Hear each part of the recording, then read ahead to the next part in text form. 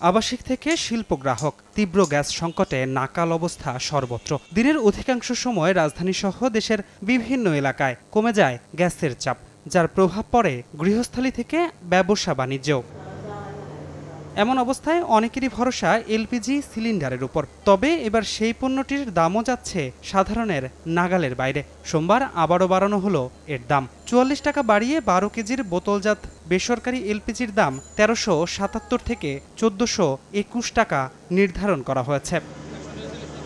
দেশের এমন অবস্থায় দাম না কমিয়ে উল্টো বাড়ানোকে নিজেদের উপর বাড়তি চাপ বলে মনে করছেন ভোক্তারা। তাদের অভিযোগ, এনার্জি রেগুলেটরি কমিশন দাম নির্ধারণ করে দিলেও বাজারে থাকে উল্টো চিত্র। কোনো কিছুরও তো আর দাম বাড়ানো হয় নাই, তো যে কোনো একটা জিনিসের দাম বাড়তেছে, এই যে এলপি গ্যাসের দাম বাড়তেছে, এটা এখন আমাদের পক্ষে প্রেশার হচ্ছে না।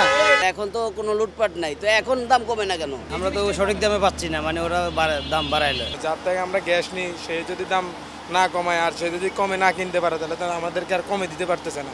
তবে বাংলাদেশ এনার্জি রেগুলেটরি কমিশনের নবনিযুক্ত প্রধান জানান, কমিশন পুনর্গঠনের পর খুচরা পর্যায়ে বোতলজাত এলপিজির দাম বাড়িয়ে কেউ কারসাজি করতে চাইলে ভোক্তা অধিকার সংরক্ষণ অধিদপ্তরকে সঙ্গে নিয়ে প্রয়োজনীয় ব্যবস্থা নেওয়া হবে। এখানে লাইসেন্সিং প্রক্রিয়ার বিষয় আছে, বিধিগত বিষয় আছে, এটা আমরা পরীক্ষা করে দেখব।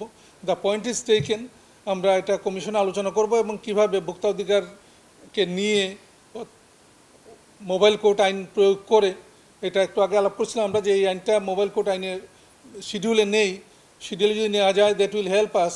এছাড়া গ্যাস বিদ্যুতের পাশাপাশি জ্বালানি তেলের মূল্য নির্ধারণেও নির্বাহী আদেশের বদলে আইন অনুযায়ী নিজেরা কাজ করতে আগ্রহী বলে জানান বিইআরসির চেয়ারম্যান। যে সামনে আমরা ধ্রুব ব্যানার্জি, সময় সংবাদ, ঢাকা।